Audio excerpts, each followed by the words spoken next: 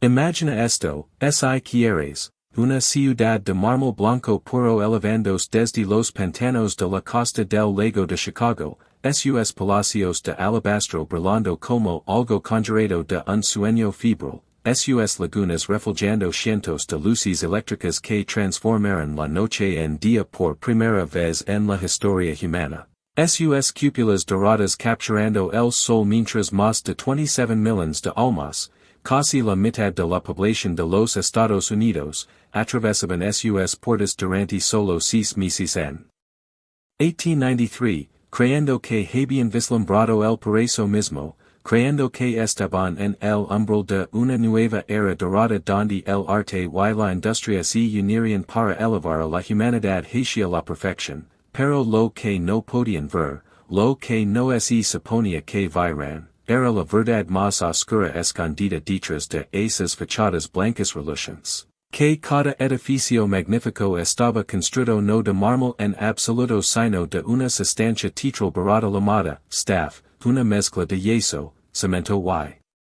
fibra de jute pintada de blanco y estirada sobre marcos de madera, que todo el espectáculo fue diseñado desde su inicio para ser temporal, efímero como el humo, destinado a desvanecerse en meses, y que su creación rompería no solo presupuestos sino cuerpos y espíritus humanos, llevando a la bancarrota a los mismos hombres que lo sonaron, dejando atrás no monumentos sino fantasmas, y que esta llamada Ciudad Blanca, esta exposición colombina mundial celebrando el 400 aniversario de la llegada de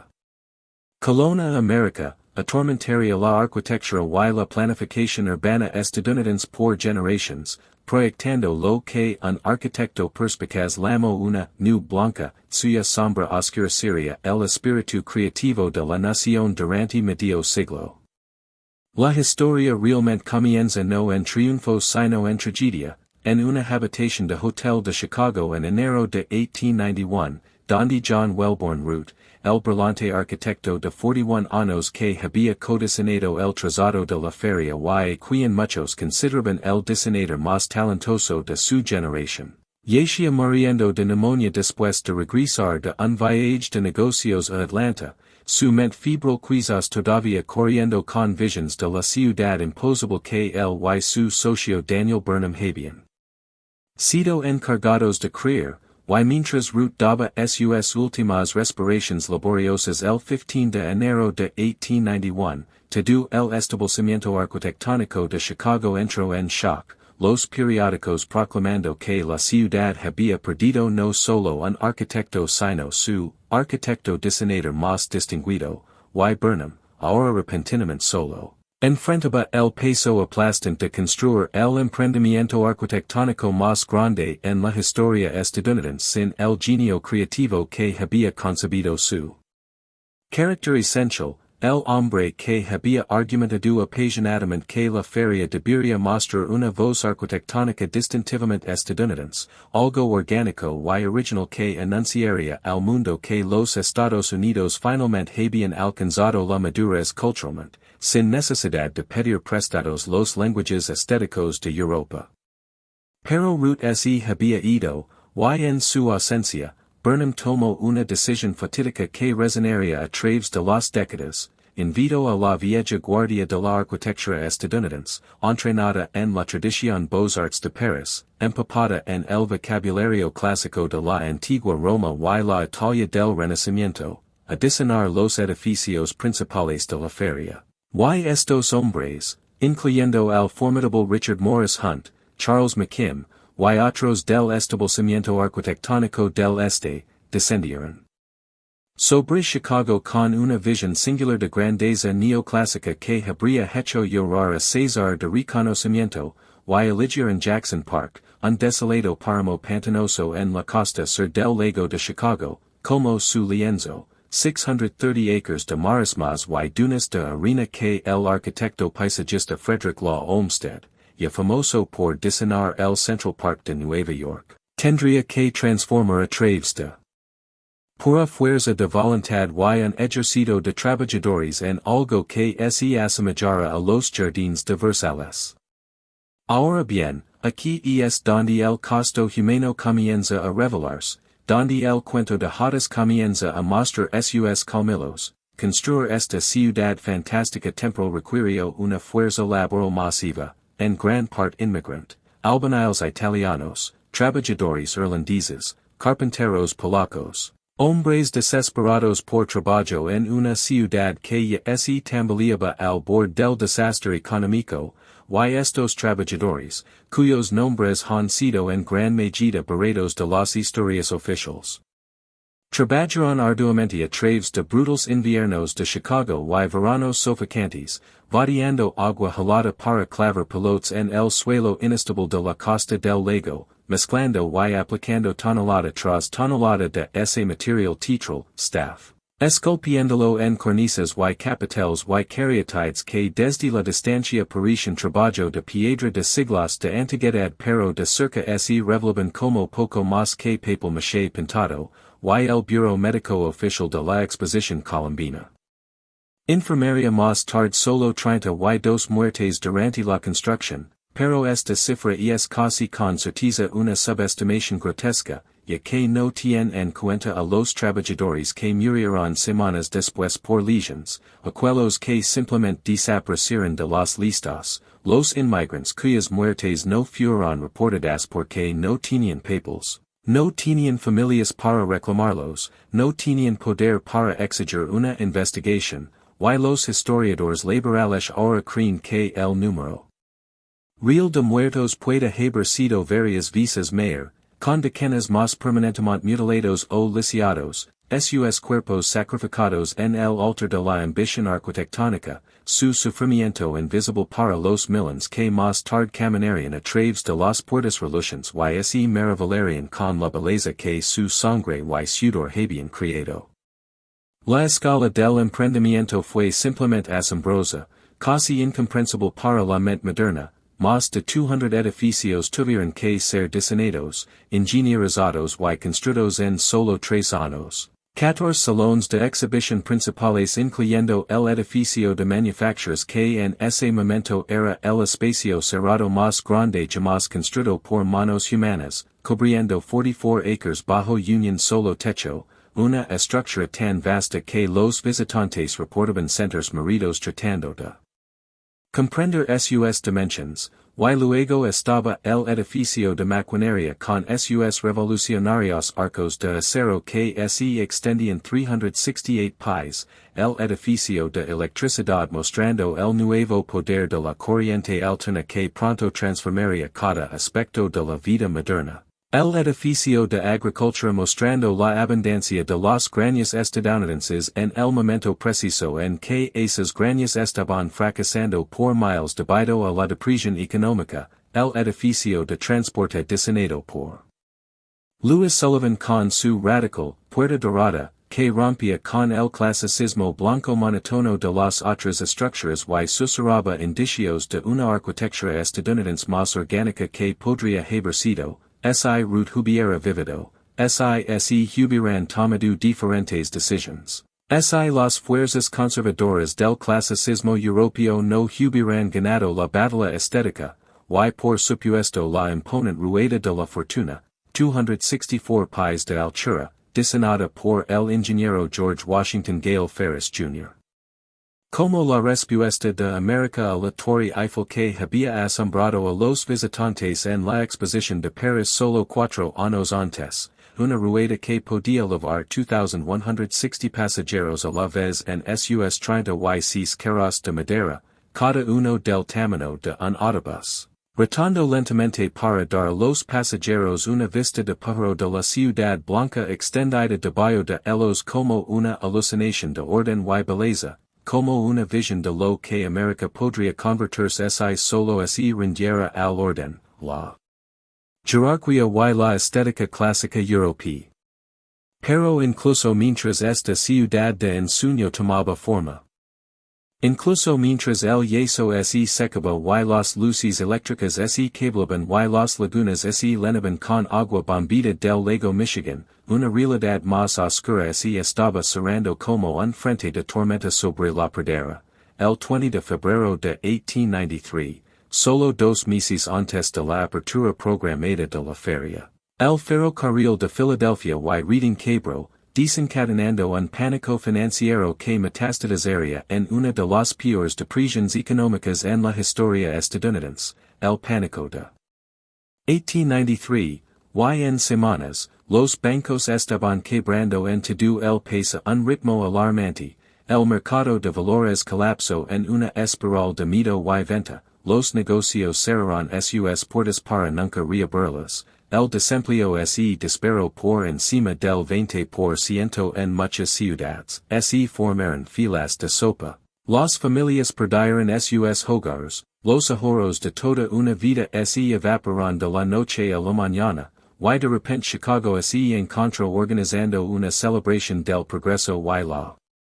prosperidad estadounidense en el momento preciso en que millones de estadounidenses estaban perdiendo sus trabajos, sus ahorros, sus hogares, su fe en el mismo sistema económico que la feria estaba destinada a glorificar, y esta disonancia cognitiva, esta brecha entre la promesa reluciente de la feria y la realidad sombría de la nación, atormentaría la exposición durante toda su duración, creando una sensación inquietante de que la ciudad blanca no era una vista previa del futuro sino más bien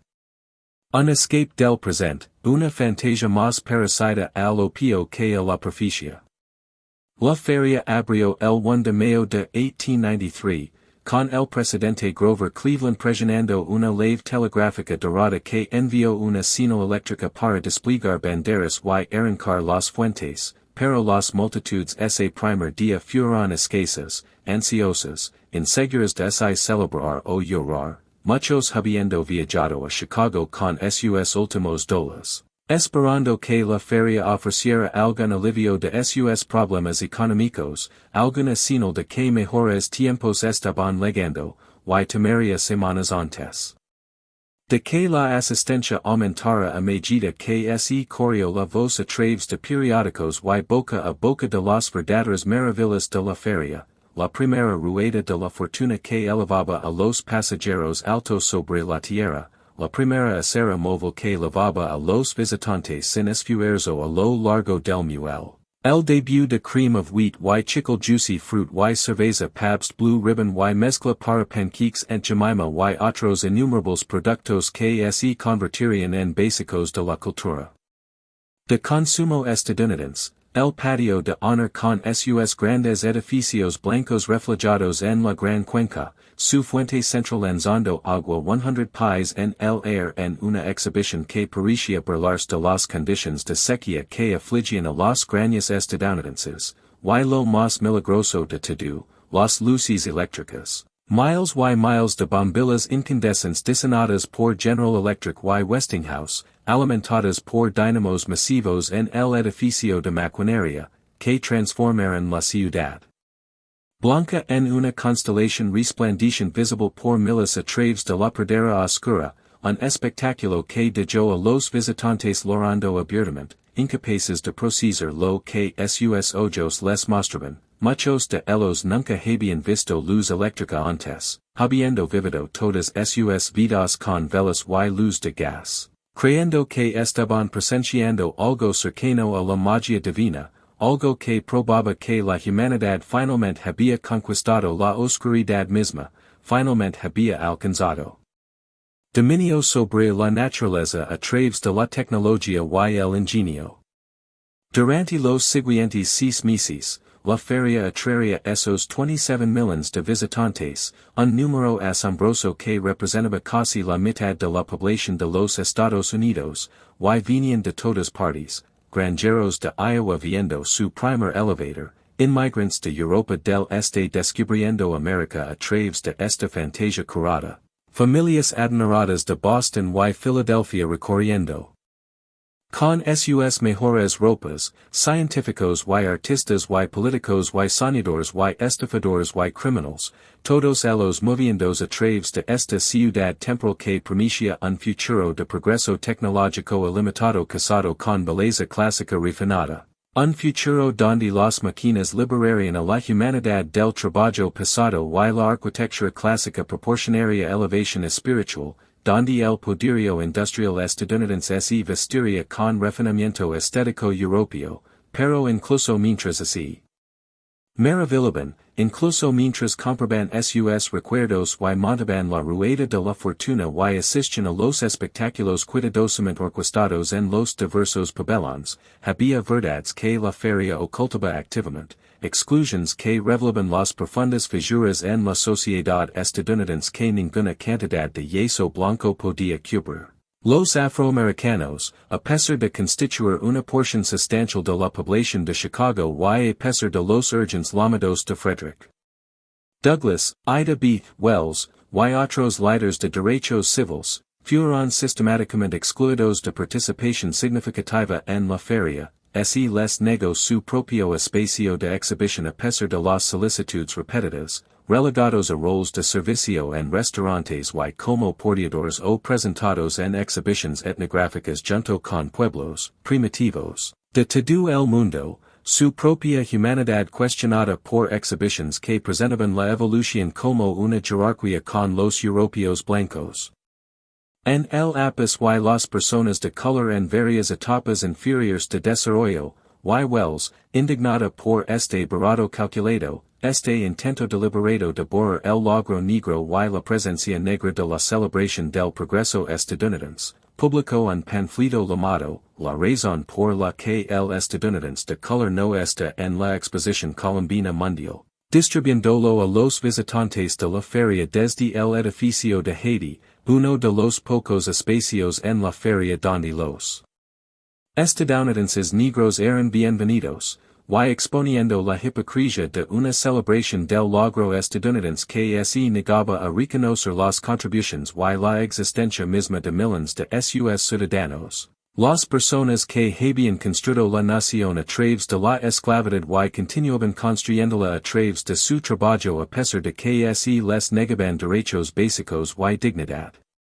Y luego estaba la arquitectura misma, que ya se estaba convirtiendo en una fuente de amarga controversia entre aquellos que entendían lo que estaba en juego para la cultura estadounidense. Louis Sullivan, quien más tarde sería llamado el padre del rascacielos, y cuyo edificio de transporte fue una de las pocas estructuras en romper con el vocabulario clásico impuesto, miró la ciudad blanca con creciente horror cuando la feria abrió, escribiendo más tarde con furia apenas suprimida que, el daño causado por la feria mundial durara medio siglo desde su fecha, no más, porque entendía con terrible claridad que este giro retrogrado hacia el clasicismo europeo, este rechazo total de la voz arquitectónica estadounidense emergente que el y Root y otros habían estado desarrollando en los revolucionarios edificios altos de Chicago. Retrasaría el destino estadounidense por generations, entrenaría a una nueva cohorte de arquitectos a creer que la grandeza solo podía lograrse copiando la antigua Roma, que la innovación era menos valiosa que la imitación, que el destino cultural de América era permanecer para siempre como un puesto provincial de Europa en lugar de desarrollar su propia voz auténtica, y tenía razón. La feria lanzó el movimiento, Ciudad Hermosa, y durante los siguientes 50 años, las ciudades estadounidenses estarían llenas de bancos neoclásicos y estaciones de tren y bibliotecas y edificios gubernamentales, monumentos a un pasado europeo en lugar de expresiones del presente y futuro estadounidense, y los arquitectos modernistas pasarían décadas tratando de liberarse de lo que Sullivan había llamado proféticamente la nube blanca de la influencia de la feria, esa manta sofocante de clasicismo conservador que ahogó la innovación arquitectónica y la autenticidad cultural.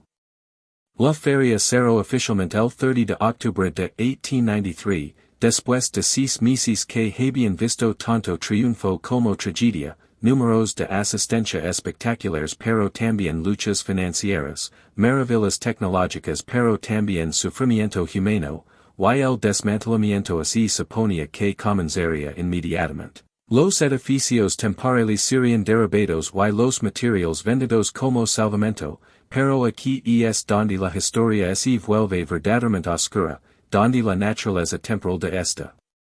Ciudad de Ensueño se convierte en una pesadilla que reclamaría en más vidas. El 10 de julio de 1893, mientras la feria todavía estaba operando en el apogeo del verano, un fuego catastrófico estalló en el edificio de almacenamiento en frío. Un almacén en el borde del recinto ferial donde se fabricaba hielo para evitar que las exhibiciones de alimentos se echaran a perder en el calor, y a pesar de los esfuerzos de cientos de bomberos de Chicago y pueblos vecinos, el incendio se propagó rápidamente a través de la estructura de madera, matando a 12 bomberos y 3 civiles que quedaron atrapados cuando la torre del edificio colapsó. Las llamas visibles por miles a través de la pradera plana, el humo elevando sobre la ciudad blanca como un presagio de perdición, como un recordatorio de que toda esta belleza estaba construida sobre materiales combustibles, que toda la fantasía podía incendiarse en un instante, y ese incendio debería haber servido como advertencia sobre la inflamabilidad de estas estructuras de yeso y madera. Debería haber provocado medidas de seguridad inmediatas y sistemas de supresión de incendios, pero no se hizo nada, no se implementaron cambios significativos, porque los edificios eran temporales, desechables, nunca destinados a durar más allá de los 6 meses de duración de la feria. Y los organizadores de la feria calcularon que era más barato aceptar el riesgo de incendio que invertir en medidas de seguridad apropiadas para estructuras que pronto serían demolidas de todos modos. Un análisis de costo-beneficio que valoraba la propiedad sobre la vida humana, la eficiencia sobre la seguridad, el beneficio sobre las personas. Y efectivamente, el 8 de enero de 1894, solo meses después de que la feria cerrara y las multitudes partirán y el sueño se desvaneciera, otro incendio masivo estalló en los recintos feriales desiertos, comenzando en el edificio del casino cerca de la orilla del lago y barriendo a través del peristilo y el salón de música antes de saltar al gran edificio de manufacturas, y durante 3 horas las llamas arrasaron a través del patio de honor, consumiendo en una sola noche lo que había tomado 3 años y millones de dólares y sufrimiento humano incalculable construir. Los bomberos parados impotentes mientras las fachadas de yeso se derrichan como cera y los marcos de madera colapsaban hacia adentro con estruendos atronadores y todo el extremo oriental de la ciudad blanca quedaba reducido a maderas ennegrecidas y cenizas y metal retorcido. Y los relatos contemporáneos describen el espectáculo como tanto horripilante como extrañamente hermoso, los edificios en llamas proyectando un resplandor naranja a través de la nieve invernal, las llamas reflejadas en las lagunas congeladas, las columnas clásicas desmoronándose como la queda de Roma misma, y algunos observadores reportaron sentir alivio, como si el fuego estuviera purgando algo impuro, quemando una hermosa mentira para revelar la ceniza de Bayo. Más incendios seguirían a lo largo de 1894, cada uno consumiendo más de la ciudad blanca, y en lugar de reconstruir o preservar lo que quedaba, en lugar de tratar de mantener esta visión de belleza para las generaciones futuras, la ciudad de Chicago tomó una decisión que dice mucho sobre la verdadera naturaleza de la feria, sobre lo que realmente significaba. Para las personas que la creyeron, demolirían todo, barrerían sistemáticamente esta fantasía temporal como si nunca hubiera existido, porque mantener estas fachadas teatrales costaría más de lo que valían, y además, nunca estuvieron destinadas a ser permanentes, nunca estuvieron destinadas a ser reales, eran escenografía. Utilería de escenario para una actuación de 6 meses, y una vez que la actuación terminó, los decorados tenían que ser desmontados, y así las cuadrillas de demolición se movieron con mazos y palancas, y dentro de 18 meses del cierre de la feria, casi todo se había ido, desmantelado o quemado, los materiales vendidos como chatarra, el elaborado trabajo de yeso roto en escombros, la ciudad blanca revertiendo a terreno de parque vacío a lo largo del lago. Y de los más de 200 estructuras que habían estado allí en toda su gloria solo 2 años antes, solo un puñado sobreviviría hasta el siglo XX, el Palacio de Bellas Artes, ahora el Museo de Ciencia y Industria, construido con materiales más permanentes porque estaba destinado a albergar la colección del Instituto de Arte después de que terminara la feria. Algunos edificios estatales que habían sido construidos con mayor durabilidad, restos dispersos, fantasmas de la gran visión resplandeciente, fragmentos de un sueño que había consumido tanto y entregado tan poco de valor duradero. Y que pasó con los hombres que construyeron este sueño, que fue de ellos en los séculos, en los años cuando el yeso blanco se convirtió en polvo y las promesas se desvanecieron y las facturas llegaron. Daniel Burnham continuaría hacia la fama y un éxito considerable, encargado de crear el plan de Chicago de 1909 que remodelaría la ciudad de acuerdo con los principios de ciudad hermosa que la feria había engendrado, diseñando grandes espacios cívicos y boulevards amplios y edificios cívicos clásicos, desarrollando planes integrales para otras ciudades incluyendo San Francisco y Manila, su reputación segura como el hombre que no hacía planes pequeños, su máxima, no hagas planes pequeños, no. Tienen magia para agitar la sangre de los hombres, convirtiéndose en un grito de guerra para urbanistas ambiciosos, pero su éxito vino a expensas de John Root, construido sobre el fundamento del genio de su socio muerto, y Burnham levaría ese fantasma con él por el resto de su vida, refiriéndose a Root décadas después con profunda emoción que bordeaba el duelo, llamándolo un príncipe entre los hombres, incapaz o no dispuesto a articular completamente lo que se perdió cuando Root murió y la dirección estética de la feria cambió de la innovación audaz hacia el neoclasicismo seguro, incapaz de admitir que quizás la mayor bancarrota de la ciudad blanca fue la bancarrota de la visión de Root, la muerte de una arquitectura más orgánica, más auténticamente estadounidense que podría haber florecido si Root hubiera vivido para defenderla.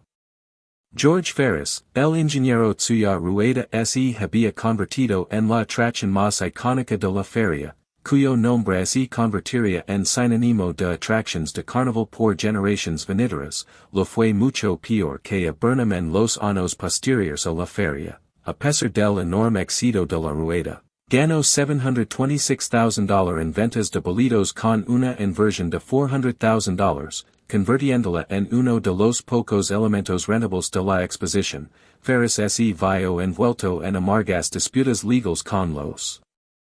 organizadores de la feria sobre el reparto de ingresos, con cada lado reclamando que el otro había violado su contrato, y Ferris pasó los siguientes 2 años de su vida luchando en tribunales, sangrando dinero en honorarios legales mientras sus otras empresas comerciales colapsaban a medida que la depresión nacional se profundizaba y el crédito se secaba y los clientes desaparecían, y luego su vida personal se desintegró cuando su esposa Margaret lo dejó, incapaz de soportar sus problemas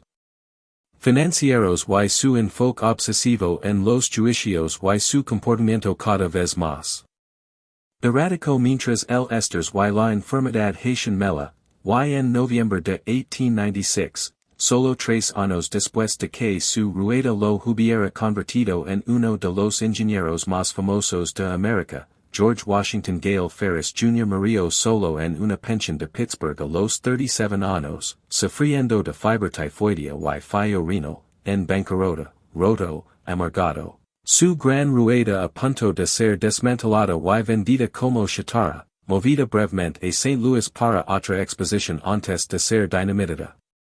En 1906, su tragedia personal barata de la historia de su triunfo, su vida una historia de advertencia sobre el costo de la ambición, sobre cuán rápidamente la fama puede convertirse en fracaso, sobre cómo la misma sociedad que celebra tu genio puede abandonarte a morir solo y quebrado cuando ya no eres útil, cuando el espectáculo ha seguido adelante y ya no hay más dinero que hacer de tu innovación. Los trabajadores que construyeron la feria no les fue mejor que a feras, quizás incluso peor porque carecen incluso de su breve momento de fama, sus nombres no registrados en ningún libro mayor, sus legions no compensadas por ningún seguro o responsabilidad del empleador. Sus contributions olvidadas casi inmediatamente tan pronto como la feria cerró y se dispersaron de nuevo en las masas anónimas, esos yeseros italianos que paran meses cubriendo marcos de madera con staff, respirando polvo de yeso que cicatrizaría sus pulmones y acortaría sus vidas, desarrollando silicosis y enfermedades respiratorias que los matarían lentamente en los años siguientes, esos trabajadores irlandeses que clavaron pilotos a través del suelo congelado en el brutal invierno de 1891-92, perdiendo dedos por congelación y espaldas por lesiones. Esos carpinteros polacos que construyeron el elaborado andamiaje de madera que sostenía las fachadas clásicas, cayendo desde alturas y siendo aplastados por estructuras colapsadas, todos ellos se desvanecieron de nuevo en los bulliciosos barrios de clase trabajadora de Chicago en el sur y el oeste, muchos de ellos desempleados a medida que la depresión empeoraba y el trabajo de construcción se secaba y las fábricas cerraban. Algunos de ellos radicalizados por la explotación que habían experimentado, uniéndose a sindicatos y organizaciones socialistas, su furia ante la disparidad entre la celebración de la prosperidad estadounidense de la feria y su propia pobreza aplastante ayudando a alimentar los disturbios laborales que convulsionarían Chicago durante la próxima década. Culminando en huelgas violentas y el surgimiento de movimientos laborales radicales que aterrorizaron a los mismos industriales adinerados que habían financiado la ciudad blanca y ahora también que los trabajadores que habían explotado pudieron levantarse y destruir no solo palacios de yeso sino todo el edificio del capitalismo industrial.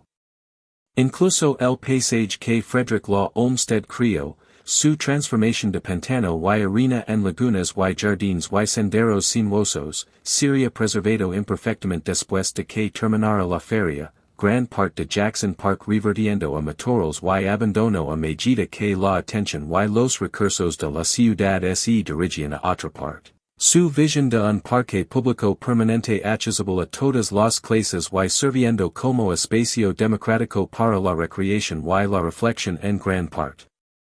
abandonada en favor de preocupaciones más apremiantes, aunque su influencia en la arquitectura paisajística estadounidense resultaría profunda y duradera. Su asociación con Burnham en la feria ayudando a establecer el principio de que arquitectos y arquitectos paisajistas deberían trabajar juntos para crear espacios urbanos coherentes en lugar de tratar edificios y paisajes como elementos separados, un principio que daría forma a la planificación urbana y el diseño de parques estadounidenses. Por generaciones y permanece influyente incluso hoy. YKH del legado más amplio de la feria, su larga sombra a través de la cultura estadounidense y la arquitectura y la planificación urbana, su fantasma que todavía no se tormenta más de un siglo después. Louis Sullivan había tenido razón al advertir que su daño duraría medio siglo, aunque incluso él podría haber subestimado su influencia perniciosa, el éxito abrumador de la feria, su capacidad para atraer 27 millones de visitantes y capturar la imaginación nacional a pesar de ocurrir durante una depresión económica, convenció a una generación de arquitectos, planificadores y clientes adinerados de que la belleza y la legitimidad solo podían lograrse a través de la imitación del clasicismo europeo, que las ciudades estadounidenses deberían aspirar a parecerse a Roma o París en lugar de desarrollar su propio carácter arquitectónico indígena, que la innovación era menos valiosa que la tradición, que el futuro debería parecerse al pasado. Y este impulso retrogrado dominaría la arquitectura institucional estadounidense hasta después de la Segunda Guerra Mundial, cuando el modernismo finalmente rompió el renacimiento clásico y barrió los últimos edificios beaux-arts a favor del vidrio. Y el acero y el concreto, aunque incluso entonces, el daño estaba hecho, la oportunidad de desarrollar un lenguaje arquitectónico verdaderamente estadounidense en la década de 1890 y principios de 1900 se había perdido, desperdiciada en nostalgia de yeso y imitación europea. Y la arquitectura estadounidense pasaría décadas tratando de recuperarse de la influencia de la ciudad blanca, tratando de encontrar una voz auténtica que no hiciera eco de templos griegos o foros romanos. La feria también estableció patrones de desarrollo urbano que persisten hasta nuestros días y que podemos ver reflejados en ciudades de toda América y alrededor del mundo. La idea de que las ciudades deberían tener grandes centros cívicos con edificios clásicos dispuestos alrededor de espacios ceremoniales. El concepto de planificación urbana integral que trata la ciudad como un todo unificado en lugar de una acreción orgánica de barrios, el matrimonio de la arquitectura y la arquitectura paisajística en un destino total, el uso de ferias mundiales y mega-eventos como las Olimpiadas como catalizadores para la transformación urbana y como oportunidades para rehacer ciudades de acuerdo con grandes visions, y quizás lo más insidioso. El modelo de crear entornos espectaculares temporales diseñados para máximo impacto visual en lugar de beneficio social a largo plazo, espacios destinados a deslumbrar en lugar de servir, a actuar prosperidad en lugar de distribuirla, y este modelo continúa dando forma a todo, desde ciudades anfitrionas olímpicas que construyen estadios que no pueden mantener, hasta parques temáticos modernos que priorizan el espectáculo sobre la sustancia, hasta la gentrificación de barrios urbanos donde comunidades auténticas son desplazadas por versiones sanitizadas y estatizadas diseñadas para el consumo turístico y la especulación inmobiliaria. La exclusión de los afroamericanos de la participación significativa en la feria también estableció un patrón de barato racial en eventos culturales estadounidenses importantes que persistiría por décadas y que podemos rastrear hacia adelante a través de la historia, la visión completamente blanca de la ciudad blanca del progreso y la civilización estadounidense. Su presentación de la jerarquía racial como hecho científico, su relegación de los estadounidenses negros a roles de servicio o exhibiciones etnográficas, todo esto ayudó a codificar las jerarquías raciales en el momento preciso en que la reconstrucción había fracasado y Jim Crow estaba siendo implementado sistemáticamente en todo el sur y extendiéndose al norte, y el panfleto de protesta de Ida B. Wells, ignorado por la mayoría de los visitantes blancos de la feria que no querían que su disfrute del espectáculo fuera estropeado por verdades incómodas sobre el racismo y la exclusión, se convertiría en un documento fundacional del activismo de derechos civiles del siglo XX, un testimonio del coraje requerido para decir la verdad al poder, para insistir en ser visto y contado cuando la cultura dominante desesperadamente quiere que permanezcas invisible, cuando tu propia presencia amenaza los miedos cómodos que la sociedad se cuenta a sí misma sobre el progreso y la igualdad y la justicia. Y hay otro legado, todavía más oscuro, más gótico y perturbador, conectado a la feria por algo más que solo tiempo y geografía. Mientras millones de visitantes se maravillaban con la belleza de la ciudad blanca y asisten a conferencias y exhibiciones que prometen un futuro brillante, un joven llamado Herman Webster Mudgett, usando el alias Dr. H. Holmes, estaba operando un castillo asesino a solo unas millas de distancia en el vecindario de Englewood, un hotel que había diseñado y construido específicamente para capturar, torture y matar a mujeres jóvenes que habían venido a Chicago para trabajar en la feria, para encontrar empleo en los restaurantes y tiendas que servían a los visitantes de la feria, para escapar de la vida de pueblo pequeño y experimentar la emoción de la gran ciudad y el mayor espectáculo que el mundo había visto jamás. Y los crímenes de Holmes, estimados en cualquier lugar desde 9 hasta más de 200 víctimas aunque el número verdadero nunca se sabrá, estarían para siempre vinculados a la feria en la imaginación popular y en el libro más vendido de Eric Larson, El Diablo en la Ciudad Blanca, que juxtapone la creación de belleza de Burnham con la creación de horror de Holmes, sugiriendo que son dos caras de la misma moneda, dos expresiones de la misma arrogancia de la edad dorada. Y que la ambición requerida para construir una ciudad fantástica de la nada podría estar relacionada con la ambición sociópata requerida para ver a otros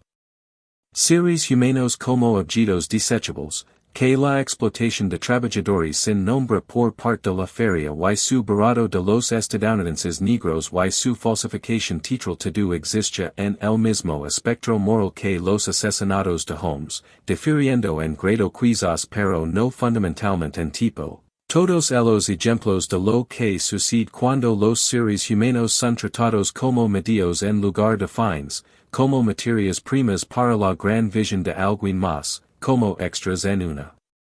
actuación escenificada para el beneficio de los ricos y poderosos.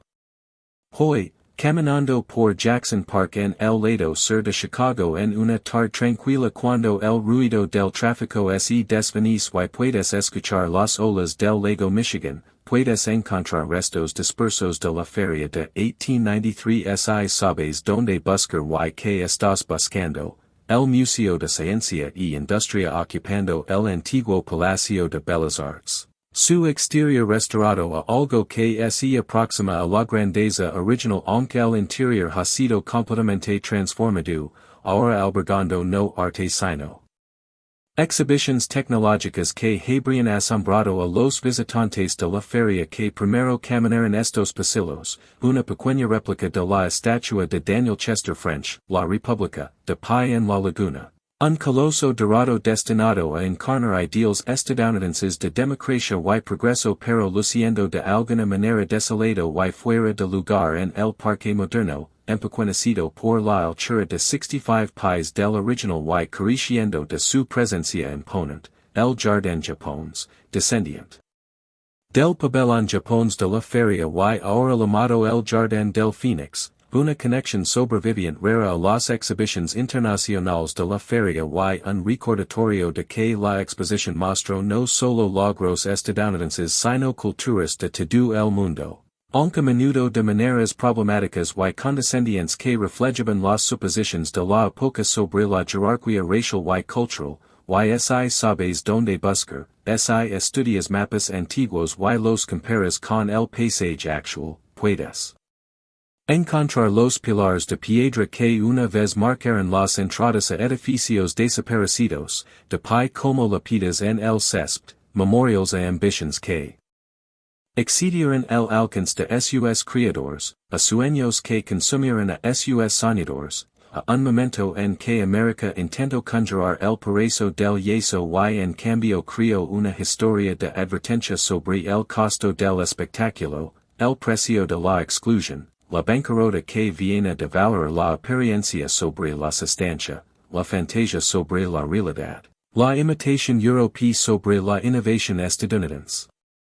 La influencia de la feria en la cultura estadounidense se extiende mucho más allá de la arquitectura y la planificación urbana, infiltrándose en la cultura de consumo y el entretenimiento e incluso la forma en que pensamos sobre el progreso y la tecnología. Estableció el modelo para las ferias mundiales modernas, aunque ninguna volvería a lograr el mismo impacto cultural o capturar la imaginación pública de la misma manera, la forma volviéndose cada vez más irrelevante a medida que la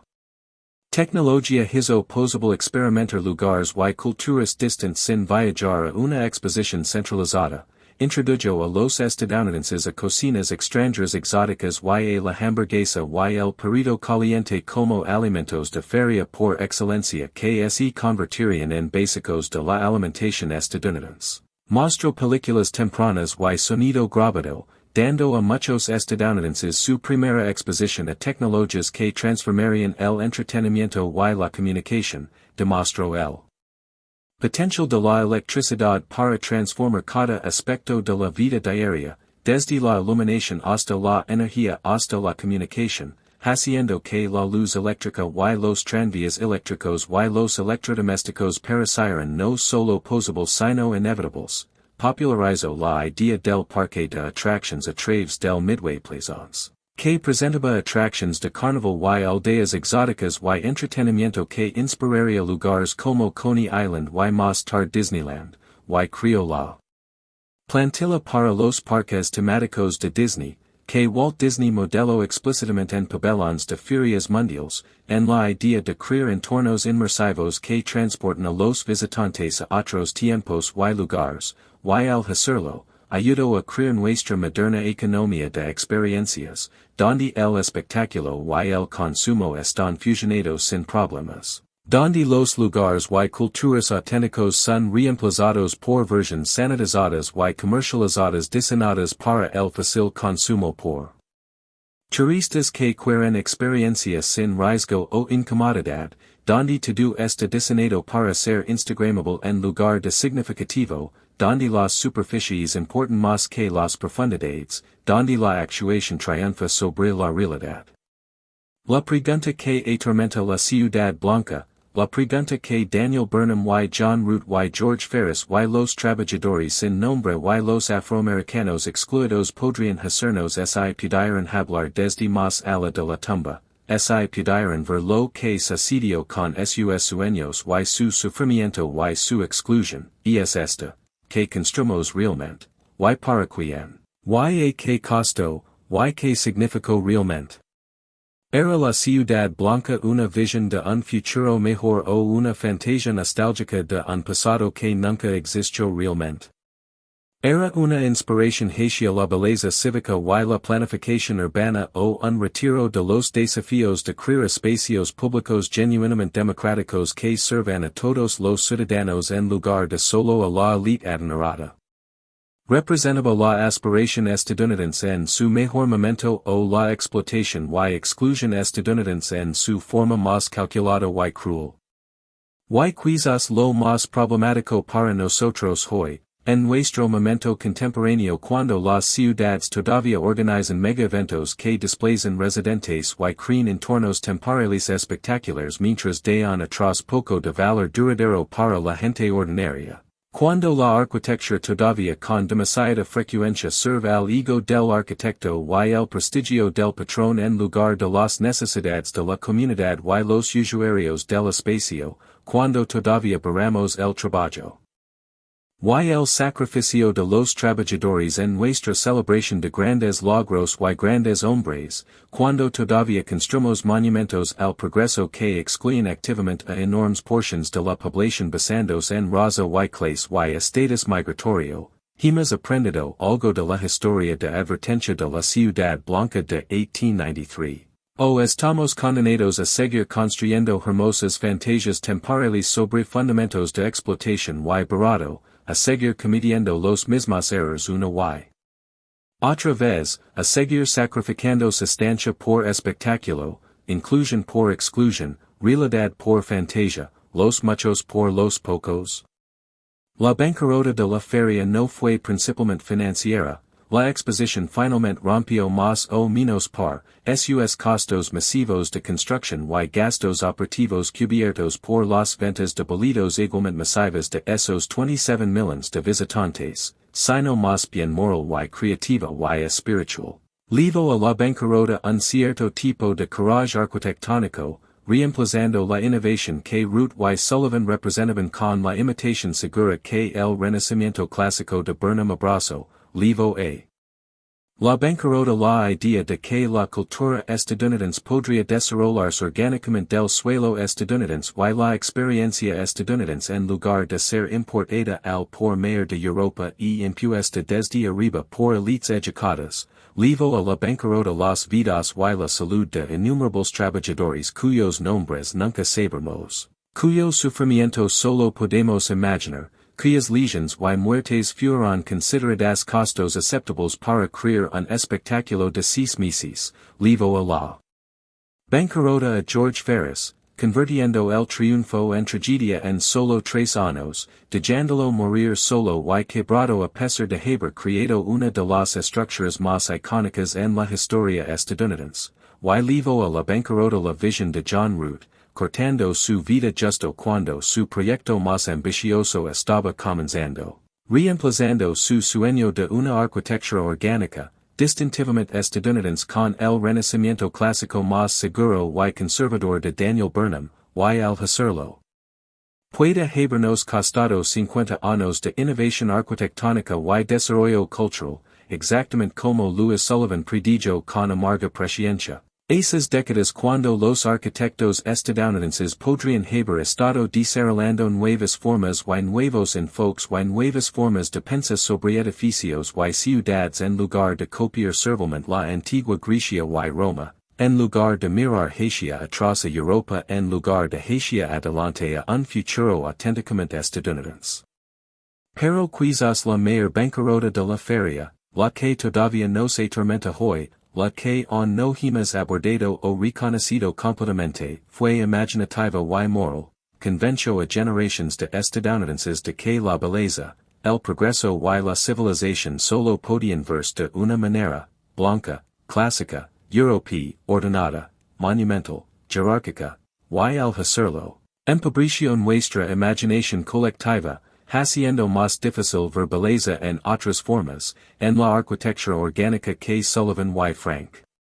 Lloyd Wright desarrollarían a pesar de la influencia de la feria, en las tradiciones vernáculas de las comunidades inmigrantes y los pueblos indígenas, en la posibilidad de que el progreso pudiera significar algo más que orden impuesto desde arriba por elites iluminadas y consumido por masas agradecidas. Que la civilización pudiera medirse no por la grandeza de palacios temporales sino por la calidad de la vida diaria ordinaria para la gente ordinaria, que una arquitectura verdaderamente democrática sería accesible, funcional, honesta sobre sus materials y propósitos en lugar de ocultar madera barata y yeso bajo un revestimiento teatral de mármol falso, honesta sobre sus costos en lugar de borrar a los trabajadores que la construyeron. Honesta sobre sus exclusions en lugar de pretender representar a toda América mientras excluye sistemáticamente a enormes portions de la población. Y así la ciudad blanca se disuelve en la memoria como esas fachadas de yeso se disolvieron en las llamas de los incendios de 1894, derritiéndose como nieve en primavera, dejando atrás solo fragmentos, restos dispersos, fantasmas y ecos. Y una lección que todavía no hemos aprendido completamente, una advertencia que todavía no hemos escuchado verdaderamente. Que las visiones más seductoras son a menudo las más peligrosas, que la belleza comprada a expensas de la verdad y la justicia es un trato. Con el diablo que eventualmente se cobrará, que las fantasias temporales pueden tener consecuencias permanentes que duran más que las fantasias mismas, que la exclusión y la explotación no se vuelven aceptables solo porque están envueltas en arquitectura clásica y bañadas en luz eléctrica y celebradas por millones de visitantes. Y que la verdadera medida de cualquier gran obra pública, cualquier gran proyecto cívico, cualquier emprendimiento arquitectónico ambicioso, no es como hace sentir a los poderosos o su impresionante se en fotografías o cuantos turistas atri o cuanto prestigio trae a la ciudad, sino lo que realmente hace por los impotentes, por los trabajadores que lo construyen y las comunidades que viven a su alrededor, por las personas que están excluidas de él y las personas que no pueden permitirse experimentarlo. Si hace la vida ordinaria más digna y humana para la gente ordinaria o si simplemente crea un espectáculo para los ricos y poderosos mientras extrae recursos y trabajo y sacrificio de todos los demás, y por esa medida, la única medida que realmente importa, la gloriosa ciudad blanca de 1893, a pesar de toda su innegable belleza y maravillas tecnológicas, a pesar de toda la maravilla que inspiró en esos 27 millones de visitantes, a pesar de toda su influencia en la arquitectura estadounidense y la planificación urbana y la cultura popular, debe finalmente ser juzgada como un fracaso magnífico, una historia de advertencia sobre ambición sin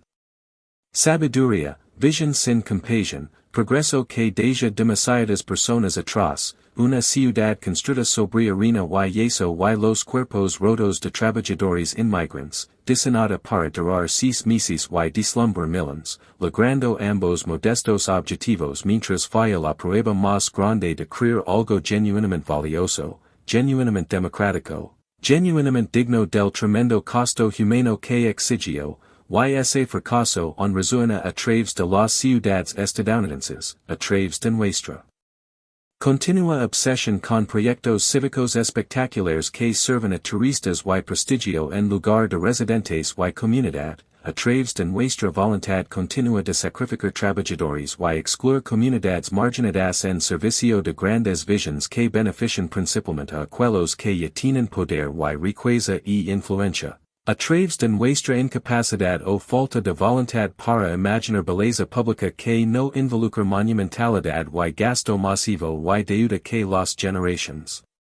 futuras tendrán que pagar, a través de nuestra creencia persistente que Europa representa civilización y cultura mientras que en todas partes representa algo menos refinado, algo menos digno de celebración y preservación, a través del simple hecho de que más de un siglo después de que la ciudad blanca ardiera y fuera demolida hasta convertirse en escombros. Todavía estamos construyendo fantasias temporales en lugar de comunidades permanentes, todavía priorizando espectáculos sobre sustancia y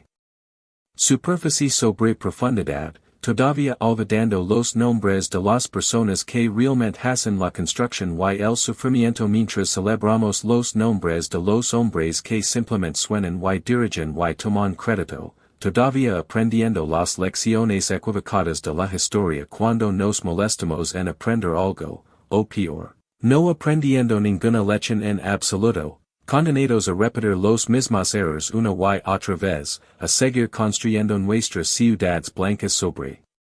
fundamentos de exclusión y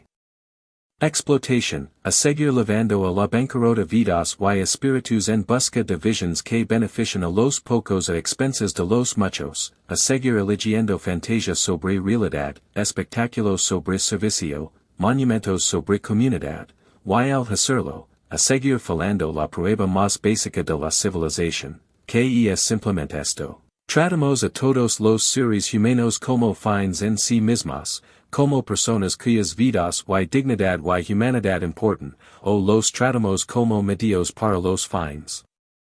de alguien más, como materias primas para grandes visions, como extras en espectáculos escenificados para el beneficio de otras personas, como trabajo desechable para ser usado y olvidado, y hasta que aprendamos a responder esa pregunta correctamente, hasta que aprendamos a construir ciudades y sociedades que sirven a todos en lugar de solo a los pocos poderosos. El fantasma de la ciudad blanca continuará atormentándonos, su nube blanca continuará proyectando su sombra, y su bancarrota, moral,